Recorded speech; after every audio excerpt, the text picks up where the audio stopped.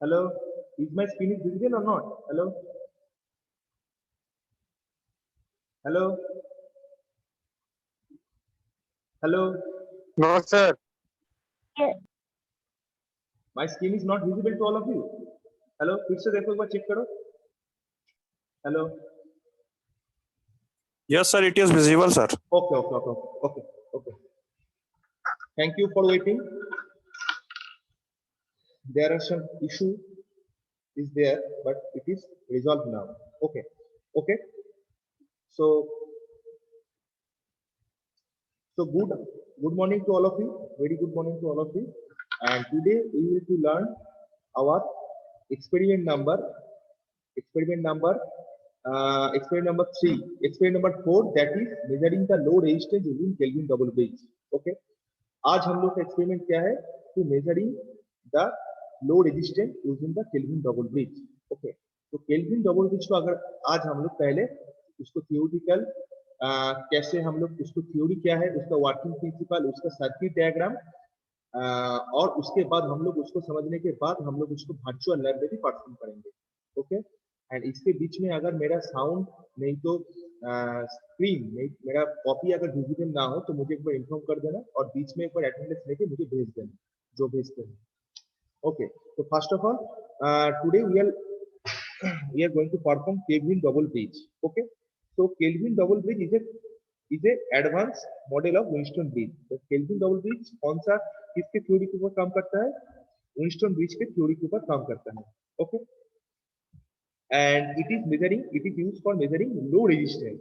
माने इससे हम लोग लो रेजिस्टेंस को मेजर कर सकते हैं with the help of kelvin double bridge. Okay, and the most important is मान लो रेजिस्टेंस का 3 टाइप का रेजिस्टेंस होता है, हाई, मीडियम एंड लो. हम लोग अगर कैटेगरी वाइज डिवाइडेड करें एक रेजिस्टेंस को, तो हम लोग 3 डिवीजन में रेजिस्टेंस को हम लोग डिवाइड कर सकते हैं, हाई, मीडियम एंड लो. तो मीडियम जो रेजिस्टेंस होता है वो मेगा ओम हम लोग बोल सकते हैं. मेगा ओम के मेगा में होता है, मेगा ओम में जो उसके ऊपर हो, मेगा ओम से ऊपर हो, और मेगा ओम से जो नीचे होगा तो उसको हम लोग मीडियम रेजिस्टेंस के अंदर रखेंगे. Category wise we are divided the resistance, and जो रेजिस्टेंस 1 ओम के नीचे हो उसको हम लोग लो रेजिस्टेंस बोलेंगे. And when we are measuring the low resistance, अगर लो रेजिस्टेंस को मेजर करने जाएंगे तो हम लोग केल्विन डबल ब्रिज को यूज करेंगे. Okay, so first of all to measure the low resistance, below 1 ohm we are using the Kelvin double bridge. ये तो हम लोग को समझ में आ गया कि अगर लो रेजिस्टेंस जिसका रेटिंग 1 ओम से नीचे होगा, तो उसको मेजर करने के लिए हम लोग केल्विन डबल ब्रिज का यूज करते हैं. तुम लोग अच्छी तरह से सुनो, ठीक है? लास्ट में एक वाइवा होगा, ठीक है? मैं किसी को कोई भी क्वेश्चन पूछ सकता हूँ, ठीक है? तो basically we are measuring the connecting. तो ये देखो एक सर्किट बना हुआ है, ठीक है? ये अभी फाइनल सर्किट नहीं है, ठीक है? मगर इस सर्किट में देखो हमने क्या किया, ये चारों पी क्यू आर एस, ये चारों रेजिस्टेंस को हम लोग ऐड कर दिया, ठीक है? और बीच में क्या है, बीच में हम लोग का पास एक गैल्वेनोमीटर है, और गैल्वेनोमीटर का काम क्या है मैंने पहले दिन बताया था, ये एक नल डिटेक्टर का काम करता है, ठीक है? ये इसलिए हम लोग यूज करते हैं क्योंकि इस ब्रिज को हमें बैलेंस करना है. हम लोग का एम क्या है, एक ब्रिज को बैलेंस करना है, ठीक है? तो basically we are measuring connecting links. इधर नीचे देखो, इधर पर हम लोग जैसे ए टू बी के बीच में हम लोग पी, ये जो रेजिस्टेंस है हम लोग मान लो ये रेजिस्टेंस है, ए टू बी ये रेजिस्टेंस है, इसको हम लोग ऐड कर दिए. एंड बी एंड सी के बीच में हमने क्यू रेजिस्टेंस को ऐड कर दिए. मगर सी, ये जो पॉइंट है सी टू डी, इधर पर देखो, इधर पर डायरेक्ट हमने किसी को ऐड नहीं किया है. इधर पर एक क्या है यार, इधर basically we are measuring a connecting lead in the resistance. इधर पर हम लोग केल्विन डबल ब्रिज में एक कनेक्टिंग रेजिस्टेंस, एक कनेक्टिंग लीड रेजिस्टेंस को हम लोग ऐड करेंगे. ये कनेक्टिंग लीड रेजिस्टेंस का मतलब क्या है? इसका मतलब है ये मूव हो सकता है कहां से कहां, एंड टू एंड. ये कनेक्टिंग लीड रेजिस्टेंस को हम लोग केल्विन डबल ब्रिज में यूज करेंगे, and it is basically it is capable to move from end to end. Okay, तो end to end पोजीशन में ये जो कनेक्टिंग लीड है, ये जो ब्लू कलर से डिनोट किया गया है कनेक्टिंग लीड है, इसको हम लोग end to end मूव कर सकते हैं, ठीक है? एंड ये टोटल एंड टू एंड का रेजिस्टेंस कितना है, एंड टू एंड का ये जो कनेक्टिंग लीड है इसको हम लोग केल्विन डोमोविच के एक्सपेरिमेंट में यूज करेंगे, तो उसका ये जो end to end end position में हम लोग रख सकते हैं, उसका बीच पे भी रख सकते हैं, मतलब ये जो टोटल टोटल जो सरफेस है, ये जो टोटल जो एरिया है इसके बीच में कहीं पे भी ये कनेक्टिंग लीड को हम लोग ऐड करके रख सकते हैं, जैसे अभी बी में है, ठीक है, तो इसको मैं एन में भी लेके जा सकता हूँ और एन में भी लेके जा सकता हूँ, ठीक है। तो ये point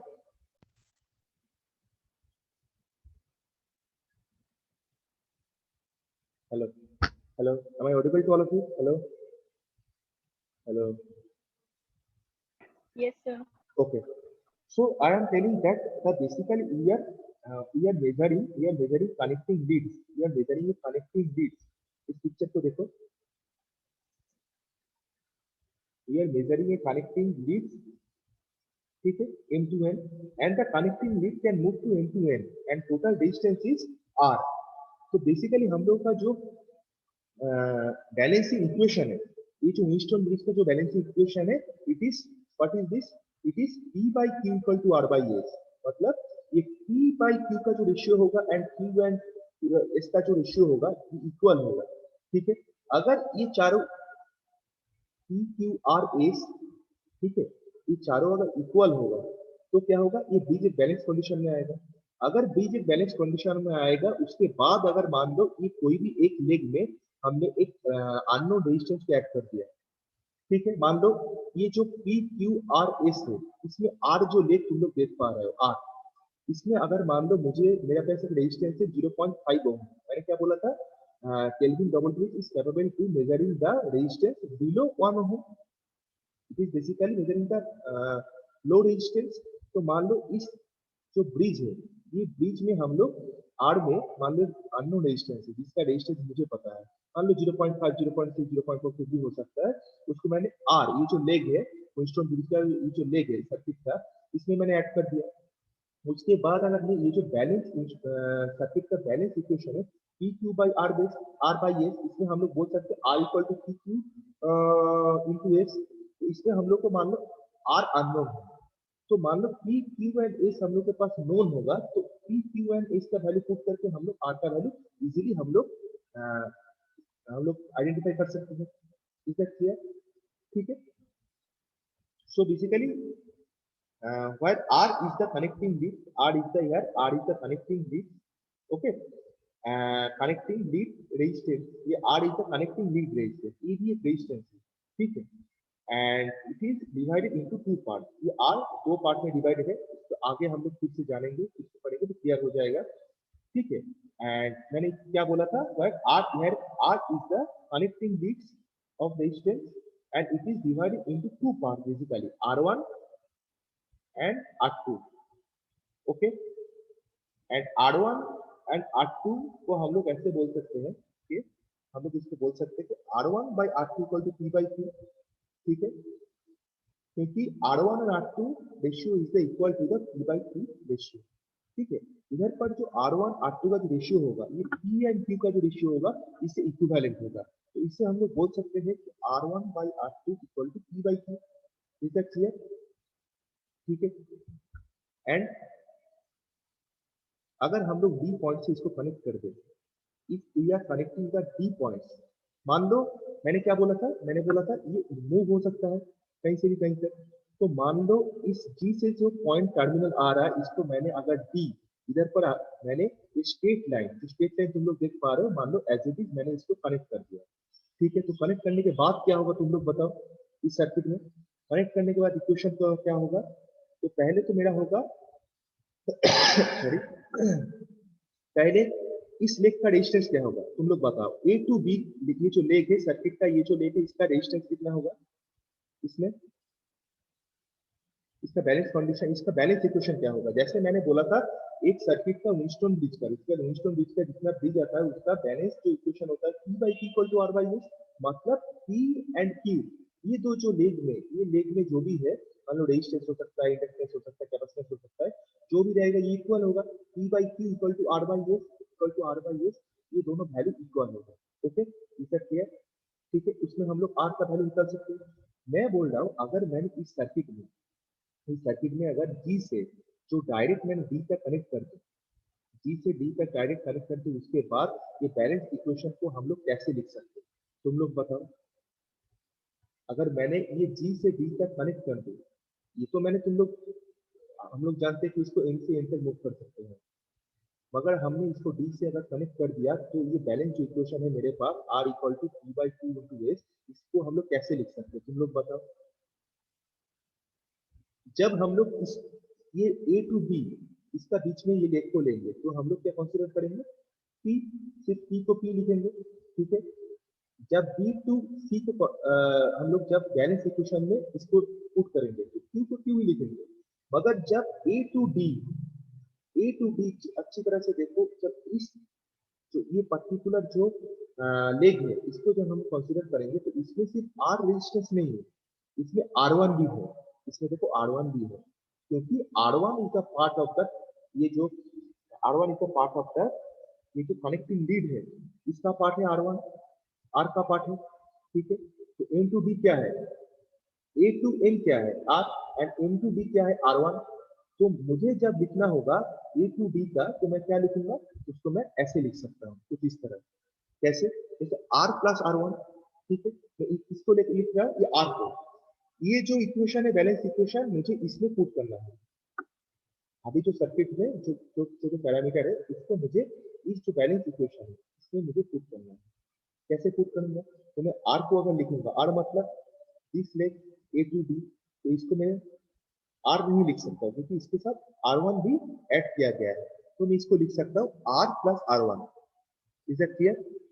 and P by Q, P by Q, P and Q, P मतलब ए टू बी लेग के बीच में जो रेजिस्टेंस आता है, एंड बी टू सी के बीच में जो रेजिस्टेंस आता है, ये सिमिलरली कोई चेंज नहीं है क्योंकि इसके बीच में कोई कनेक्टिंग पाथ नहीं है, कोई और रेजिस्टेंस ऐड नहीं किया गया है, तो इसको मैं लिख सकता हूँ P by Q into S plus R two, S plus R two Q, क्योंकि पी बाई क्यू तो एज इट इज होगा, मगर इसके साथ सी टू डी ये जो पार्ट है इसमें और एक रेजिस्टेंस ऐड किया गया है, which is the part of the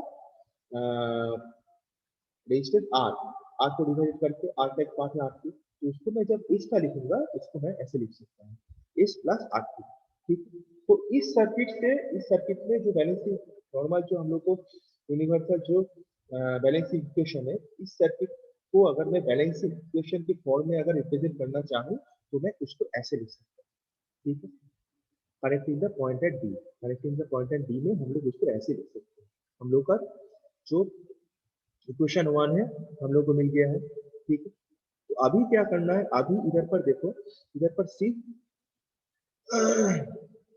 ठीक इक्वेशन वन मिल गया है, अभी तक इतना तक क्लियर हो गया। अभी मुझे क्या करना है, अभी हम लोग के पास जो इक्वेशन है, जो बैलेंस इक्वेशन है, मैंने क्या बोला था, when whether r is the connecting leads, ठीक है, and it is divided by two parts, the connecting leads को हम लोग ऐड करेंगे, ठीक है। तो मैंने क्या बोला था, R1 R2 को भी हम लोग P and Q से रिप्रेजेंट कर सकते हैं, इक्वल होगा R1 R2 equal to P by Q, क्योंकि R1 R2 ratio is equal to the P and Q ratio, ठीक है।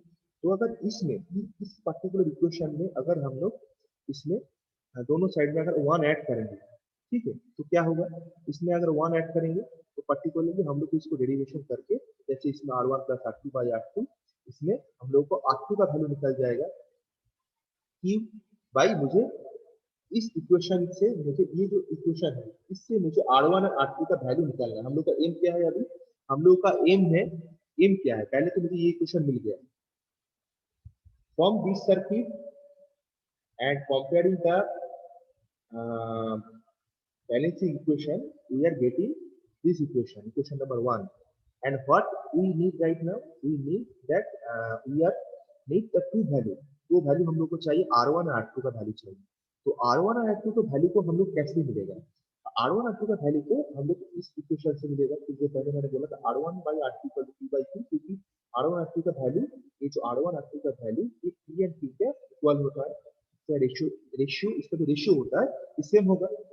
तो हम लोग इस पर्टिकुलर इक्वेशन को लेकर भी काम करेंगे, इसको हम लोग ऐसे बोल सकते हैं, इसको बोथ साइड में वन एडिशन कर दिए, तो एडिशन करने के बाद ये जो इक्वेशन है इसको अगर मैं सिंप्लीफिकेशन करूंगा तो बेसिक सिंप्लीफिकेशन है, करने के बाद मुझे R2 का वैल्यू मिल जाएगा, ठीक है, R2 का वैल्यू मिल गया, इस लाइन पे देखो R2 का वैल्यू मुझे मिल गया, R2 equal to Q by, इस इक्वेशन में R1 R2 equal to Q by Q में अगर मैं 1 ऐड करूंगा क्योंकि मुझे R1 का वैल्यू चाहिए, तो इसमें मुझे कैलकुलेशन डेरिवेशन करने के बाद सिंप्लीफिकेशन करने के बाद R2 equal to Q by Q plus Q R1 plus R2 ये वैल्यू मिला। ये किसका वैल्यू मिला? ये R2 का वैल्यू मिला।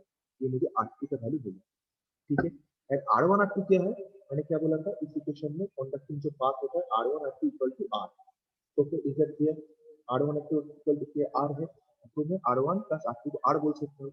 सिमिलर वे से मैंने जैसे मैं R1 by R2 equal to P by Q में 1 ऐड किया था, सिमिलरली मैं इसको अगर R2 बाई R1 इसको मैं ऐसे भी बोल सकता हूँ R2 by R1 equal to Q by Q। मैं R2 by R1 Q by Q इसको जब उल्टा कर दिया, उसको मैं अगर 1 एडिशन करूंगा इक्वेशन में, क्योंकि मुझे R2 का वैल्यू चाहिए, R1 का वैल्यू तो मुझे मिल गया, इसको मैंने इस इक्वेशन में पुट करना है, ठीक है। मुझे क्या चाहिए? मुझे मेरा एम क्या है? What is my aim is to find out the unknown resistance. मान लो अननोन रेजिस्टेंस इस ब्रिज का आर में लगा है, उसको मुझे फाइंड आउट करना है, ठीक है। तो उसको फाइंड आउट करने के लिए मेरे पास तो ये इक्वेशन आ गया, ठीक है। ये बैलेंसिंग इक्वेशन से मैंने इसको निकाल दिया। उसके बाद मुझे R1 और R2 का वैल्यू अननोन है, इसको वैल्यू मुझे निकालना होगा। R1 का वैल्यू मिल गया, R1 by R2 इस इक्वेशन से, फ्रॉम दिस फॉलोइंग इक्वेशन हम लोग क्लास 1 किए, तो उसका डेरिवेशन करके मुझे R2 का वैल्यू मिलता है। R1 का वैल्यू कैसे मिलेगा? सेम इक्वेशन को मैंने उल्टा करके लिखना है R2 by R1 by Q by Q, इसको बोल सकता हूँ मैं, ये दोनों का रेशियो इक्वल होगा। तो उसको डेरिवेशन करके मुझे R1 का वैल्यू मिल गया। R1 का वैल्यू मुझे क्या मिला? R1 equal to P by Q plus P R2 by R1। And मैं बोल सकता हूँ from this circuit that R1 plus R2 equal to R, so मैं R1 plus R2 equal to R को मैं लिख के मुझे ये इक्वेशन मिला है लास्ट में। तो मेरे पास अभी R1 और R2 दोनों का वैल्यू नोन है। अभी मुझे क्या करना है? सिंपली इस डेरिवेशन में ये जो इक्वेशन नंबर 1 है इसमें सिर्फ अननोन क्या है? R1 R2 अभी at present we need to the value of R1 and R2। तो R1 R2 का वैल्यू को मैं फाइंड आउट कर लिया है। तो basically put the value in R1 R2 in the equation. इसमें अगर मैं R1 R2 का वैल्यू पुट करूंगा, देखो R1 का जगह में R1 का वैल्यू मैंने पुट कर दिया, इस वैल्यू को मैंने पुट कर दिया, एंड R2 का जगह में इस प्लस R2 का जगह में R2 का वैल्यू पुट कर दिया, ठीक है। उसके बाद ये सिंप्लीफिकेशन करने के बाद मुझे मिला R equal to P by Q dot S, ठीक है। तो इसको तो here we are verify our balance condition. तो मेरा जो बैलेंस कंडीशन है उसको मैं वेरीफाई कर लिया, कोई प्रॉब्लम नहीं है। बैलेंस कंडीशन क्या था? R equal to P by Q dot S, उसको मैंने वेरीफाई कर लिया, ठीक है। तो हम लोग के पास we are here we are verify our balance condition. अब इतना तो क्लियर हो गया। तो बैलेंस जो कंडीशन है उसको मैंने वेरीफाई कर लिया from this equation, from this derivation, okay. Next next ये तो मैंने एक ब्रिज देख लिया, मगर अगर बेसिकली केल्विन डबल ब्रिज का सर्किट कैसे होता है, ठीक है। ये तो मैं एक जनरल सर्किट देख लिया था previously, but in practical the circuit is something look like that, okay। so some circuit is something look like that, ठीक है। इस सर्किट में देखो, इस सर्किट को उस सर्किट से ही लिया गया है। ये जो प्रीवियस सर्किट में अभी मैंने कैलकुलेशन किया था इस सर्किट के ऊपर, इसमें कंडक्टिंग पाथ था जो एम टू एम मूव हो रहा था, और जिसको मैंने डी में रख के ये टोटल डेरिवेशन मैंने कंप्लीट किया, ठीक है। कंप्लीट करने के बाद मैं बैलेंस इक्वेशन को जस्टिफाई कर लिया, ठीक है, वेरीफाई कर लिया। उसके बाद मेरा काम क्या है? मैं उस सर्किट को मैंने इस फॉर्म में लिख सकता हूँ, क्योंकि प्रैक्टिकल सर्किट है something it is look like that, okay.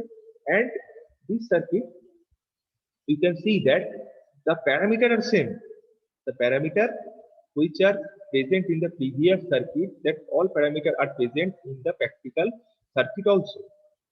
You can see that P Q R S both are present here, okay। and P and Q क्या है? what is the P and Q? why P and Q, ये P and Q क्या अच्छी तरह से देखो, and P and Q is the another circuit resistance which is equal to the P and Q। ये P and Q another circuit resistance है जो P and Q के इक्वल है, ठीक है। so what I am tell that माने here P and Q is the another circuit resistance which is equal to the P and Q. ये P and Q इस P and Q का another circuit resistance है and जो equal है माने equal to the P and Q. ये दोनों ये सर्किट रेजिस्टेंस है, ये दोनों इससे इक्वल है. ठीक है, तो इससे बोल सकता हूँ, इससे मैं जो अभी बोला उसको मैं बोल सकता हूँ कि P and Q equal to P capital P by capital Q equal to small p by small q. ठीक है, क्योंकि ये दोनों का बेसिकली ये सर्किट का अनदर रेजिस्टेंस है, मगर इसका वैल्यू जो है इसका वैल्यू सेम होगा P and Q से. तो मैं बोल सकता हूँ capital P2 equal to small p by q. Okay, and ये क्या है, what is this R? R is the nothing but a क्या है, इसमें बोलो R क्या है, क्या था, एक कनेक्टिंग लीड था. ठीक है, तो here R is basically connecting lead और बाकी सब कुछ सेम है वोल्टेज सोर्स. ओके, जूम का टाइम लिमिट अगर एंड हो गया तुम लोग फिर से ज्वाइन कर लेना. ओके, और अटेंडेंस ले लेना.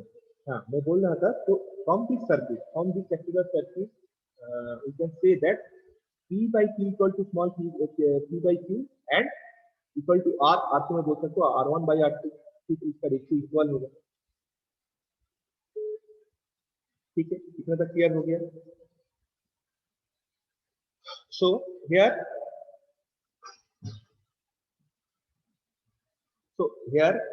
माने above ये पिक्चर तुम लोग देख पा रहे हो, above पिक्चर माने there are two circuit are generating. इस सर्किट को अच्छी तरह से देखो, here two circuit are generating.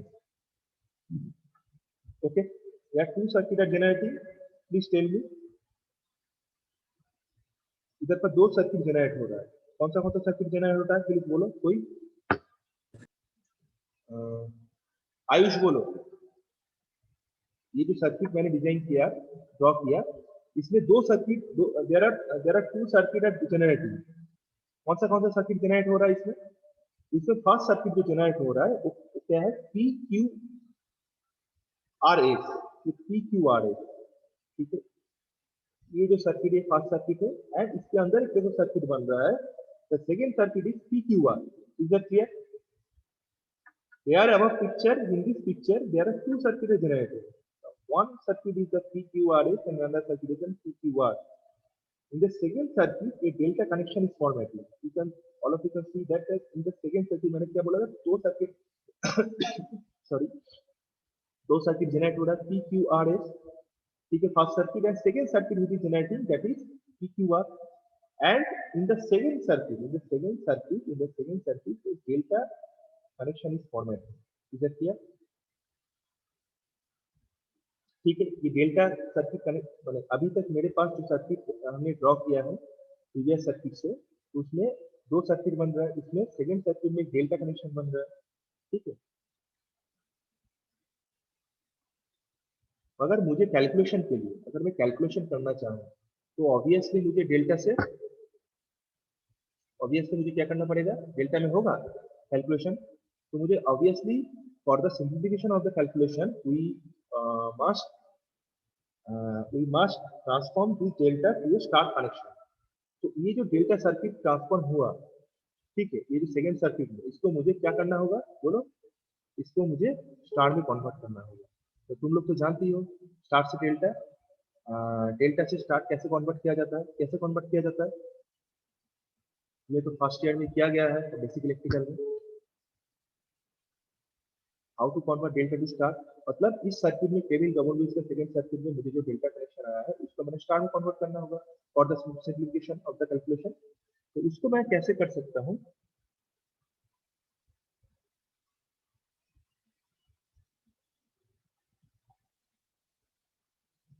अच्छा एक चीज मैं बताना भूल गया था. ठीक है, एक चीज मैं बताना भूल गया था, एक क्वेश्चन तुम लोगों को पूछना चाहिए था. क्वेश्चन क्या है,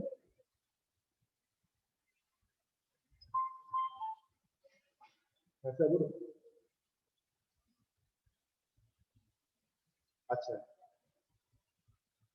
सर, हमको ये लैब में, अच्छा ठीक है सर, ठीक है, okay okay. Hello hello, am I audible to all of you? Hello. Yes, sir. Okay okay okay. So मुझे अभी तक जो मैंने बोला समझ में आया? ठीक है, तो अभी मुझे थोड़ा कुछ काम आ गया है, जैसे इसको मैंने अच्छा अच्छा तुम लोगों का इसका मुझे और एक क्लास लगेगा कंप्लीट करने के लिए। क्लास तो कंप्लीट हो गया लगभग और 2 मिनट बचा है। तो मैं बोल रहा था कि आज सेकेंड हाफ में तुम लोगों का कभी टाइम है? 5 बजे से या 6 बजे से? हेलो, तुम लोग का सीआर कौन है? CR, hello. Yes sir. हाँ, बोल रहा था कि आज अभी तेरा कॉलेज में कुछ काम आ गया है, इसको कंप्लीट करने के लिए और एक क्लास लगेगा। आज सेकेंड हाफ पे तुम लोग को कहीं पर टाइमिंग फ्री है क्या? नो सर, फ्री नहीं है सर। 4:30 से एक्स्ट्रा एक्टिविटी का क्लास है।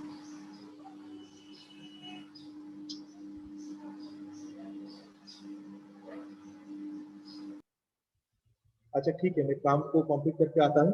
ठीक है, तुम लोग मैं जितना समझाया उसको थोड़ा रिसर्च करके देखो। अभी तो टाइम तो है, मैं आधा घंटा में आता हूँ। ठीक है, नहीं तो मैं सर के साथ कंसल्ट करके एक्स्ट्रा एक्टिविटीज के बाद क्लास कराता हूँ। ठीक है, अभी तक पार्ट 1 को इतना तक रखते हैं। ठीक है, पार्ट 2 में तो बात का डिस्कस कर देंगे। ठीक है, अगर मैं आधा घंटा बाद मेरा काम हो गया तो मैं आके फिर बोलूंगा। ठीक है, ज्वाइन ना बोल के लिख दूंगा, तुम लोग फिर से ज्वाइन हो जाए। अभी तो कोई क्लास नहीं है। अभी कितना बजे तक क्लास नहीं? अभी सेकेंड हाफ पे कितने बजे तक क्लास होगा हम लोग का? स्टार्टिंग कितने बजे से? सर 2:30 से सर। 2:30, मतलब 2:30 तक तुम लोग फ्री हो, कोई दिक्कत नहीं। उसके बीच में मुझे अगर आधा घंटा में काम हो गया, ठीक है, मैं फिर आके